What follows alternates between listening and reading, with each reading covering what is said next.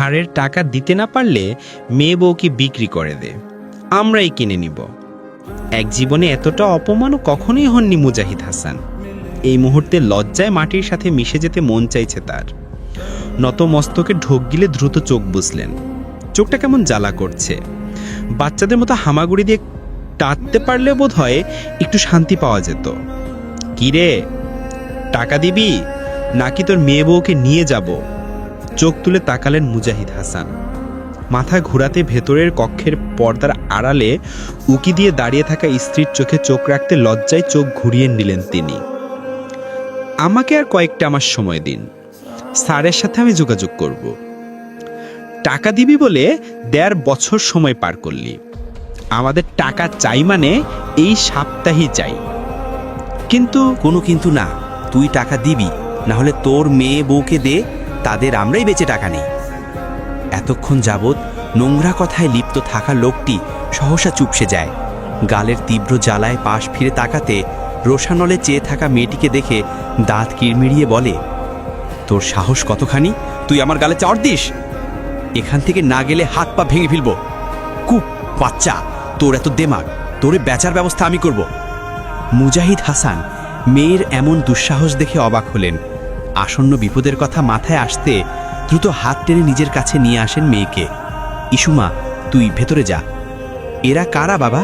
এত খারাপ খারাপ কথা বলছে আর তুমি সহ্য করে নিচ্ছ?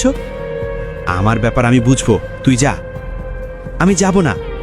ঈশার দৃঢ় কথায় তেকে উঠলেন মুজাহিদ হাসান, কিন্তু তার আগেই ঈশার হাত ধরে নেয় রাগান্বিত লোকটি। কই যাস তুই? তোরে আমি দেখতাছি। এমন বিদঘুটে পরিস্থিতিতে একটুও ঘাবড়ালো না ঈশা, বরং মেয়েটার মাঝে জেদ যেন উপড়ে পড়ছে। পায়ে থাকা জুতা দ্রুত হাতে তুলে লোকটির গালে তৎক্ষণাৎ বেশ কয়েক ঘা লাগিয়ে দেয়। আশেপাশে দাঁড়িয়ে থাকা ছেলেদের দল দ্রুত ধরে নেয় ঈশার হাত। এখান থেকে চলে যান। খুব বাচ্চা, পাওনা ৮০ লক্ষ টাকা, আর তোরে দুইটারে নিয়ে যামু। বেশি সাহস দেখাইছস, এই সাহসের দাম দিবি তুই। অতি দ্রুত ঘর ছেড়ে বেরিয়ে যায় লোকগুলো। ঈশা ততক্ষণে সোফায় বসে যায়। প্রশ্নবিদ্ধ চোখে তাকিয়ে মুজাহিদ হাসানকে বলে, ৮০ লক্ষ টাকা? এসবের মানে কি বাবা? পর্দার আড়াল ছেড়ে ততক্ষণে বেরিয়ে আসেন ঈশার মা সুলাতানা। মেয়ের এমন অসংগত সাহসে তিনি বড্ড ঘাবড়ে গেছেন। এসব তোর জানতে হবে না। তুই এমনটা কেন করেছিস শিশু? এবার তোর নীরবতা কে দিবে? তোর কিছু হয়ে গেলে? আমি যা জানতে চাই তা বলো। বাবা ৮০ লক্ষ টাকা কেন নিয়েছেন? তোর বাবাই টাকা নেয়নি রে মা। তাহলে? তোর চাচা ধার করেছে, সাক্ষী হিসেবে তোর বাবা উপস্থিত ছিল। তোর চাচা পাওনা টাকা শোধ করতে না পেরে পালিয়ে যান। ঈশা অবাক চোখে তাকায় তার বাবার দিকে। মুজাহিদ হাসান কপালে হাত ঠেকিয়ে বসে আছেন। বাবা, এসব কি বলছে মা? আমি জানতাম না তোর চাচা এত টাকা ধার করেছে। আমি জানতাম ব্যবসার কাজে সে ২৫ লক্ষ টাকা নেবে, কিন্তু আমাকে বোকা বানিয়ে এভাবে ফাঁসিয়ে দিল। সে তো পালিয়েছে, এবার সব দায় আমার ঘাড়ে। হাতে থাকা পাজলটা বেশ কায়দা করে ঘুরিয়ে ঘুরিয়ে এক করতে ব্যস্ত ঈশান। তার সামনে একের পর এক অভিযোগ জানিয়ে যাচ্ছে ইসমাইল নামক ব্যক্তিটি। তার অভিযোগ, পাওনা টাকা চাওয়ায় মুজাহিদ হাসানের মেয়ে তাকে জুতা মেরেছে, গালে চড় মেরেছে। কতটা সাহস এই মেয়ের, ভাবা যায়? ঈশানের হাবভাবে মনে হচ্ছে এসব কথা সে কিছুই কানে তুলছে না, অথচ ভেতর থেকে সে ক্রোধটাকে দমন করার চেষ্টায় আছে। মিস্টার ইসমাইল, আপনার উচিত ছিল মুজিব সাহেবকে তুলে আনা। আমি শেষ সময় তাকে আজকেই দিয়েছিলাম, অথচ তিনি আজকেও আমার টাকা পরিশোধ করতে ব্যর্থ। মাত্র ৬ লক্ষ টাকা আমার হাতে দিয়ে বলেন বাকিটা পরে দেবেন। এবার আপনি বলুন স্যার, আমি কি করতে পারি? এরপর যখন গরম হয়ে গেলাম তখন ওনার মেয়ে এসে তামাশা করে গেল। স্যার, আপনি কি করবেন জানি না, তবে এই মেয়ের জীবন আমি শেষ করেই ছাড়ব। আপনার বর্ণনা শুনে মনে হচ্ছে মেয়েটা ডেঞ্জারাস, তবে এই ঈশান শাহরিয়ার থেকে বেশি ডেঞ্জারাস নয়। রাসেল, গাড়ি বের কর। ঈশান শাহরিয়ারের পাশে দাঁড়িয়ে থাকা তার বন্ধু রাসেল আদেশ পেয়ে ছুটে যায়। ঈশাদের ফ্ল্যাটের বাইরে বাদবাকি ফ্ল্যাটের সদস্যদের কানাঘুষা চলছে। গুন্ডাদের হুমকি দামকি সকলে দরজার বাইরে দাঁড়িয়ে পরখ করেছে। এখন প্রতিবেশীদের একটাই কাজ, আলোচনা সমালোচনা করা। ঈশার মা সুলতানা দরজা খুলতেও দ্বিধায় আছেন। পাশের ফ্ল্যাটের ভাবিদের নানান কথার সম্মুখে পড়লে তিনি কি জবাব দেবেন ভেবে পান না। ঘরের ভেতরে বসে সবাই যখন চিন্তায় মগ্ন, ঠিক সেই সময় পরপর বেশ কয়েকবার বেজে ওঠে ডোরবেল। মুজাহিদ হাসান ভয়ার্ত চোখে তাকালেন সুলতানার দিকে। মেয়ের ক্ষতি হওয়ার ভয়ে তিনি যেন দিশাহীন হয়ে পড়েছেন। ঈশামা, তুই এখান থেকে যা, তোর রুমে গিয়ে দরজা লাগিয়ে রাখ, প্রয়োজনে আলমারির পেছনে লুকিয়ে পড়। এরা গুন্ডা, সন্ত্রাস, তোর ক্ষতি করতে ছাড়বে না। বাবার ক্ষতি করবেন না, আমি কোথাও যাব না মা। তোমার মা যা বলছে তা শুনো ঈশা। বাবা, তোমরা যখন মাসের পর মাস এই সত্যিটা আমার কাছে আড়াল করেছো, তখন তোমাদের কোনো কথা শোনার ইচ্ছা আমার নেই। তোর এত কথা শোনার সময় এখন নয়। সুলতানা হাত টেনে ভেতরের কক্ষে নিয়ে যান ঈশাকে। এতক্ষণ আলোচনার মাঝে বিরতিহীন বেলডোর বেজেই চলেছে। ঈশার ত্যাগ কথা হেরে গিয়ে ভয়ে ভয়ে দরজা খুলতে এগিয়ে যান মুজাহিদ। দরজা খুলতে মুখোমুখি হয়ে পড়েন ঈশান শাহরিয়ারের। ছেলেটা ফিচেল হেসে হাতে থাকা পিস্তল ঠেকে ধরেন মুজাহিদ হাসানের কপালে। ঈশান ছোট ছোট পা ফেলে এগিয়ে যায়, মুজাহিদ হাসান তত পিছিয়ে যায়।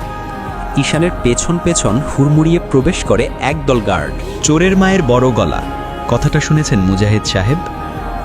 জি স্যার, আপনার কাহিনী ঠিক সেটাই হয়েছে। আমার টাকা না দিয়ে আমার লোকের গায়ে হাত।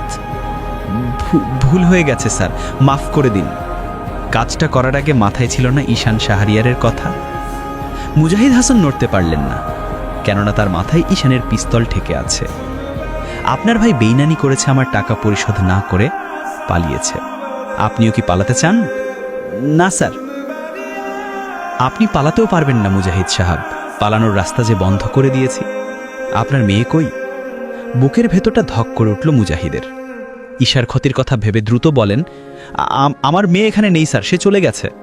চলে গেছে মানে? কোথায় গেছে? মুজাহিদ হাসান মুখ খুললেন না, ভয়ার্ত চোখে চেয়ে রইলেন ঈশানের দিকে। কথা বলছেন না কেন? মেয়েকে কোথায় পাঠিয়েছেন? জানি না। জানি না মানে? ঈশানের ধমকে কেঁপে উঠলেন মুজাহিদ।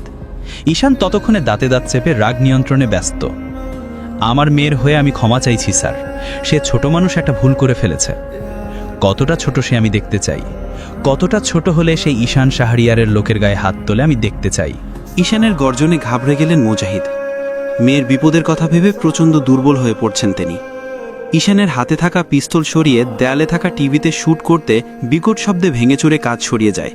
ভেতরের কক্ষ থেকে গুলির আওয়াজে কেঁপে ওঠে ঈশা। বাবার ভয়ে সুলতানার হাত থেকে নিজেকে ছাড়িয়ে ছুটে চলে যায় সামনের কক্ষে। ততক্ষণে ঈশান মুজাহিদ হাসানের শার্টের কলার চেপে ধরেছে। এমন পরিস্থিতি নিজের চোখে দেখে বাবার অপমান মোটেও সইতে পারল না ঈশা। তৎক্ষণাৎ সে নিজের সবটা শক্তি দিয়ে ধাক্কা দিয়ে সরিয়ে দিল ঈশানকে। আকস্মিক ধাক্কা গার্ডদের গায়ে ছিটকে পড়ল ঈশান।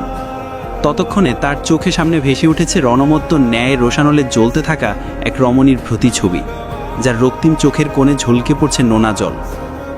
আপনার টাকা আমার বাবা ধার নেয়নি যে তাকে এত হয়রানি করবেন। যেই টাকা নিয়েছে তাকে খুঁজে বের করুন। মানলাম আমার বাবা সাক্ষী ছিলেন, কিন্তু তাই বলে এতগুলো টাকা এত অল্প সময় শোধ করতে পারবে? এটা কেমন ধারণা আপনাদের? বাড়িতে গুন্ডা পাঠিয়ে কি প্রমাণ করতে চাইছেন? টাকা আমরা লুকিয়ে রেখেছি?